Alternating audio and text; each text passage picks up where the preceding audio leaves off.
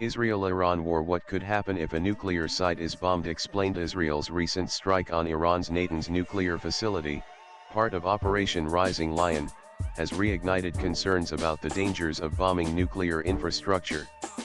The International Atomic Energy Agency (IAEA), through Director General Rafael Grossi, confirmed that the above-ground portion of Natanz's pilot fuel enrichment plant, where uranium was enriched up to 60%, was destroyed, causing chemical and radiological contamination inside the site.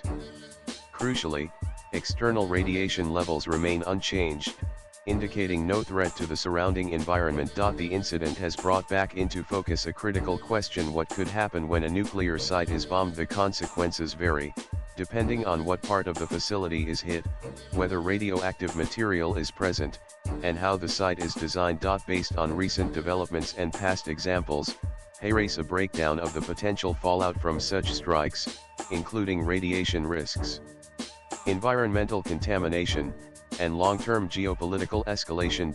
If the goal is to disrupt operations, such as halting uranium enrichment, a carefully planned strike might target above-ground equipment, power lines, centrifuges, or tunnels, while avoiding areas that house radioactive material. This kind of operation is designed to stop or delay a nuclear program without releasing radiation. Israel has carried out such strikes in the past. In 1981, it bombed Iraq's Asirak reactor before it became operational. In 2007, it struck Syria's suspected nuclear facility in Al-Khaybar. Neither case resulted in radioactive contamination, largely because the facilities weren't yet active or did not contain nuclear fuel. However, such outcomes rely on precise intelligence and timing. If the site is already storing enriched uranium or radioactive waste, the risks change significantly. If a strike damages parts of a facility that contain enriched uranium or spent fuel, radiation could be released.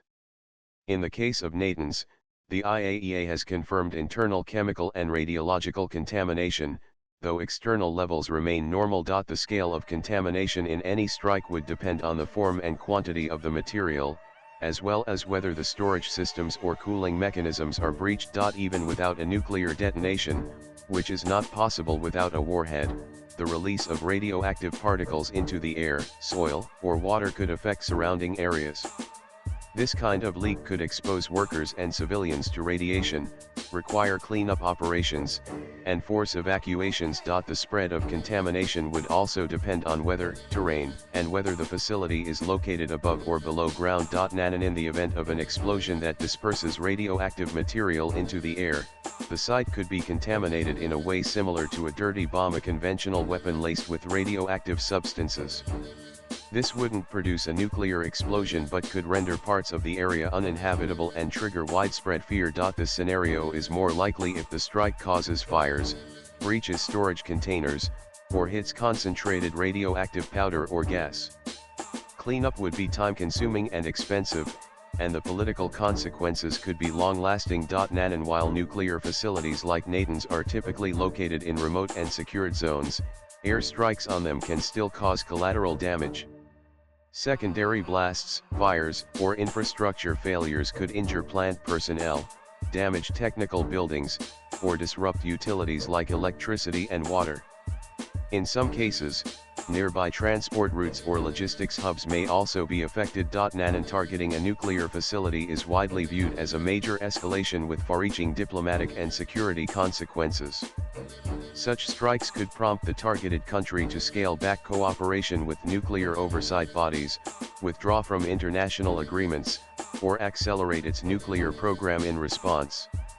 It may also retaliate militarily, either directly or through regional proxies, further destabilizing an already volatile region. The country carrying out the strike could also face international condemnation, diplomatic isolation, or sanctions, especially if the attack is seen as breaching long-standing norms around nuclear infrastructure. Even when there's no radiological fallout, the political consequences of such actions can ripple across global institutions and alliances. In the current case, Iran has already launched missile and drone attacks in response to Israel's operation, confirming that military retaliation is underway. It has also suspended nuclear talks with the United States, which were scheduled to take place in Oman on Sunday. Nanan bombing nuclear infrastructure, even if carefully executed, risks normalizing such actions as a form of warfare.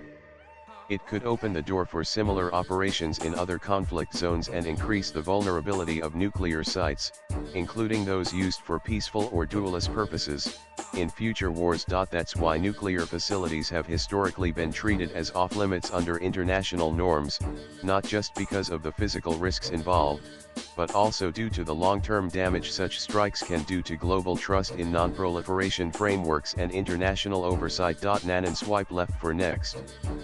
Video. A strike on a nuclear facility is rarely a contained event. While it may succeed in disrupting operations, it also carries risks that extend far beyond the target. Radiation exposure, regional instability, and the weakening of global non-proliferation frameworks. The international rules and agreements that aim to prevent the spread of nuclear weapons. In the case of Natanz, contamination has already occurred within the site, though the external environment remains unaffected. Still, the questions this raises, about how close the world is to disaster when nuclear infrastructure is hit, are more relevant than ever. Latest blogs.